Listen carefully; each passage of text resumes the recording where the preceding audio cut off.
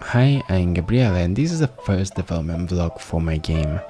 It's the first video of this kind I'm doing here, and it's going to be a different video compared to all the other videos I do. This time I'm not going to talk about game designing in general, and this video is not going to be scripted too. It's just me talking in the microphone directly and with a few editing as possible. I will try to make a video like this once every month to keep you updated on the game I'm developing. And every month I'm going to pick some theme I want to talk and some topic, and they're going to be about the game and also about game development in general and about my experience with game development. So this game has been in development since 5 months, and I started to do the vlog now because I think I finally coming out of the pre-production for the game and actually in the production of the game. And this is a big difference because in pre-production you think a lot, whether in production you are actually doing a lot of stuff. So for starting, I want to go through the concept art I do. So more the concept art is the concept thing in general I did for the game, to show you all the process that I went through in this month.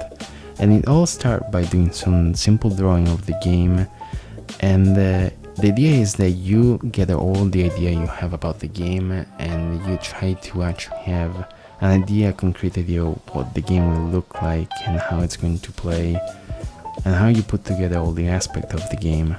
And here I did a lot of concept for the character, for the level, how the character look in the levels. And I also spent a lot of time this month trying to understanding the art direction of the game, how the actual, to the little of the flower to the actual character they're going to look like. I have an idea in the beginning, but I scrap it out and I try to evolve in something a little bit more complex, but at the same time very simplistic. And pre-production in general, it's all about thinking, and it's not very fun, unfortunately, because the game is all in your head and it's not something you can show to people. And lately I saw a video from team of game development underground, which was about never make a game alone. And what he said in the video, it's actually the concept that you should not make a game alone, but you can do solo development like I'm doing, but it should not be alone. And that means that you should have an audience and you should have somebody to show the game. And in pre-production you cannot show the game because it's all in your head, and there is some abstract drawing that people cannot actually understand. People cannot actually understand how these things are going to look like in the final game. It's just an idea that you have that at this point you cannot show to other people. And now that I'm entering production instead, all this aspect of developing alone, all this aspect of not being able to show the game and feeling very unrewarded for the game is somehow stopping. And even this first vlog is an example of this. I can finally show the game to people and I can finally start having some feedback, and this is first of all very rewarding, and it's just the concept of the video team was doing, that I'm not developing this game alone anymore, and then instead developing this game with somebody that can give feedback. Now pre-production was full of programming too. I have to lay down the base of the game, and one of the big thing was how the character were going to work, and especially the pathfinding algorithm. That means how the character are going to move, and the artificial intelligence of the character too, how they're going to attack each other, how they're going to understand who is the enemy, who's friendly. And all this thing is a lot of programming. I'm always very jealous about artists in general. They can show a lot of stuff, especially on Twitter, and for somebody who's doing solo development, you cannot show stuff to people, and you don't have a lot of stuff to share, especially in the pre-production.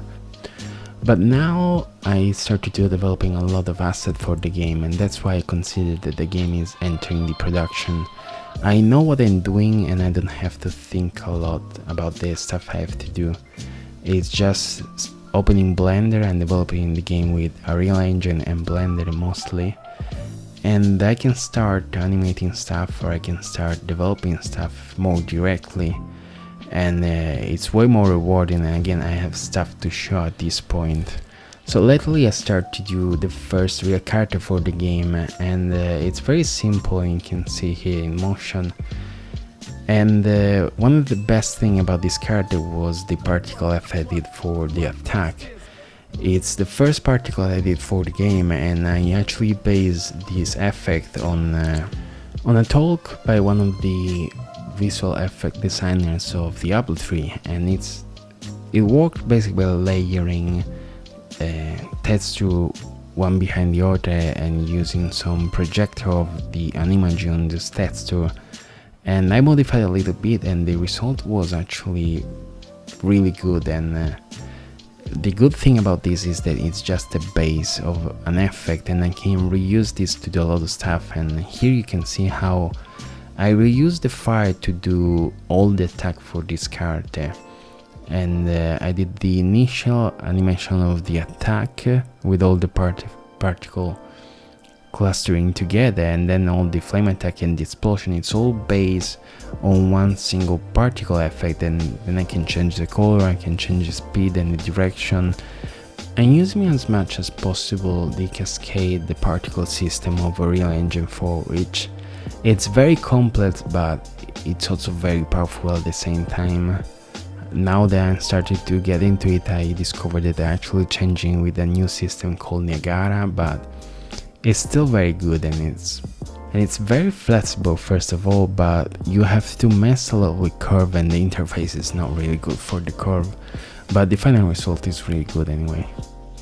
So I'm currently developing the second character for the game, and I'm going to leave you with me animating the idol for this character. Thank you for watching, and I'll see you next month.